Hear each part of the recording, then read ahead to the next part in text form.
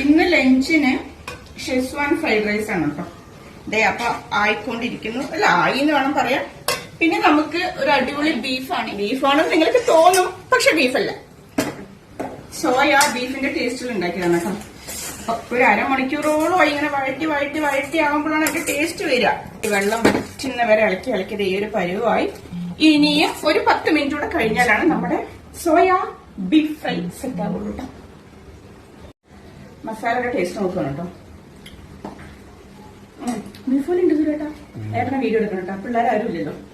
പിള്ളേരെന്ന് പറഞ്ഞപ്പോഴായിരുന്നു നമ്മള് വേഗം ഉണ്ടാക്കുകയാണ്. കാരണം ആവിക്ക് ലഞ്ച് കൊണ്ടുപോയില്ല. അപ്പൊ അവൾക്ക് ഇന്ന് സ്പെഷ്യൽ വേണമെന്ന് പറഞ്ഞിട്ട് ലഞ്ച് സ്കൂൾ അടുത്താണ്. അപ്പൊ നമുക്ക് നടന്നു പോകാനേ ഉള്ളൂ. അപ്പൊ വേഗം ആയിട്ട് വേണം സ്കൂളിലേക്ക് ആക്കി കൊടുക്കാൻ ലഞ്ച് ബോക്സിൽ. ഞാൻ കൊത്തൊക്കെ ഇട്ടിട്ടാണ് കേട്ടോ ഉണ്ടാക്കിയിരിക്കുന്നത്. വേണ്ടില്ലേ, അപ്പോഴാണ് നമ്മൾക്ക് ആ ബീഫിന്റെ ആ ഒരു ടേസ്റ്റ് കിട്ടുള്ളൂ.